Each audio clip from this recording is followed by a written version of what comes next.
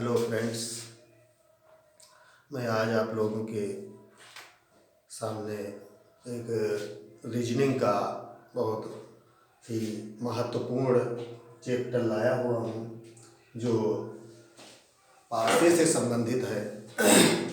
आज हम लोग पासा के बारे में समझेंगे, इनके प्रकार और कैसे हम विपरीत सतहों का पता लगाएंगे कि कौन किसके विपरीत सतह आएगी।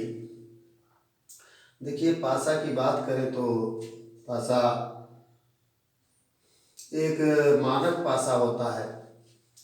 पहले तो ये देख लें कि ये फ्रंट होता है, ऊपर वाला टॉप, ये लेफ्ट, ये राइट, ये बैक और ये बॉटम। मानक पासा में इसके विपरीत सतहों का योगफल जो होता है वो सदैव 7 होता है। और इसकी पहचान कैसे करेंगे? इसके जो सतहें दिख रही हों उसका किसी का योग किसी के पड़ोसी का योग 7 नहीं होना चाहिए।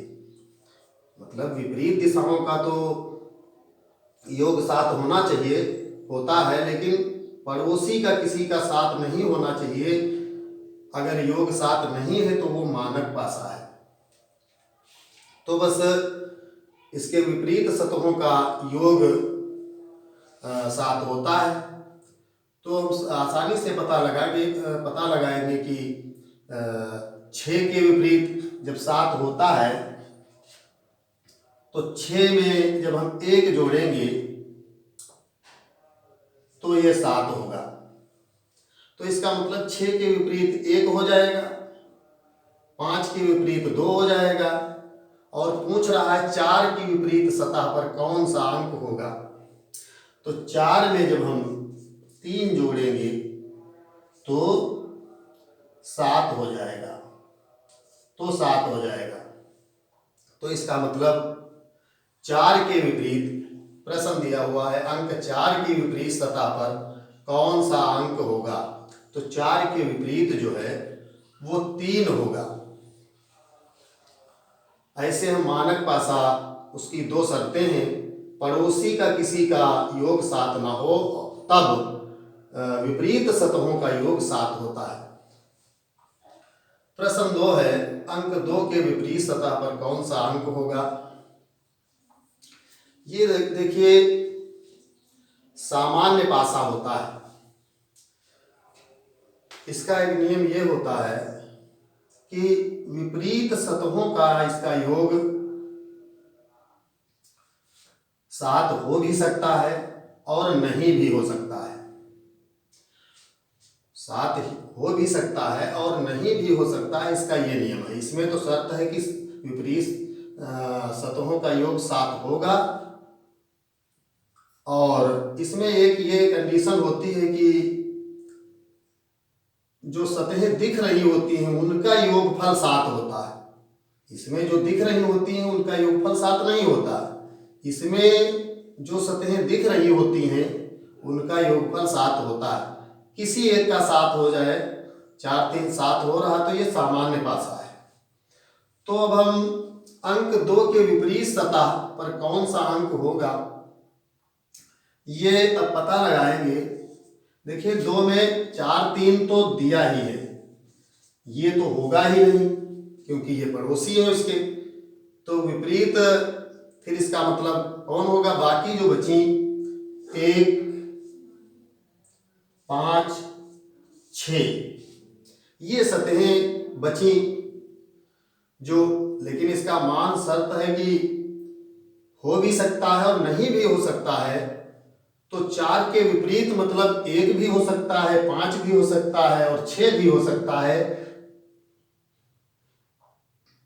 2 के विपरीत 4 3 नहीं हो सकता है, लेकिन 1 5 6 में से तो कोई हो सकता है। तो इसका मतलब इसमें 1 5 6 है, 1 6 है, 1 5 है और 5 है।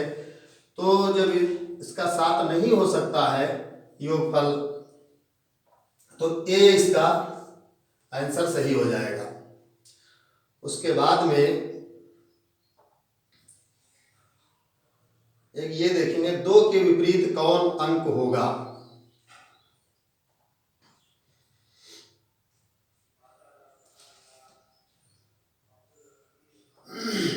ये 2 है, 2 कंडीशन जब दी हुई हो तो 2 के विपरीत कौन होगा। देखिए 1 और 4 तो हो नहीं सकता, 1 और 4 हो नहीं सकता, तो 2 के विपरीत ये इसके पड़ोसी हैं 1 और 4, ये नहीं हो सकते। तो ये भी ऐसा ही सवाल है बिल्कुल। तो इसमें भी यही है कि यही हो सकते हैं 3, 5 और 6, इनमें से कोई भी, ये भी सामान्य भाषा है और इसमें भी यही हो सकता है, नंबर 1 ए। उसके बाद में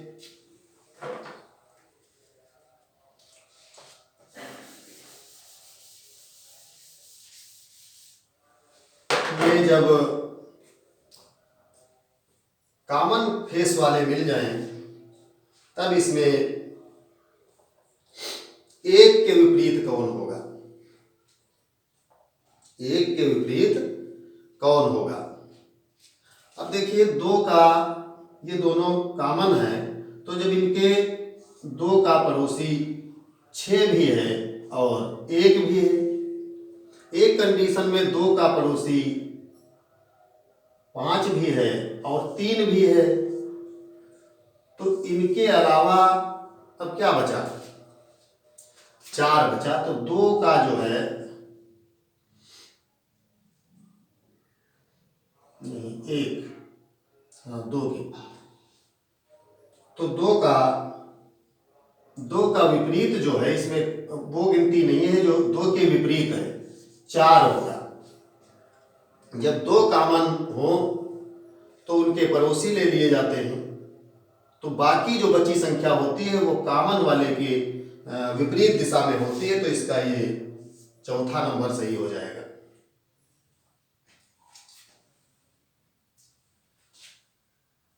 अब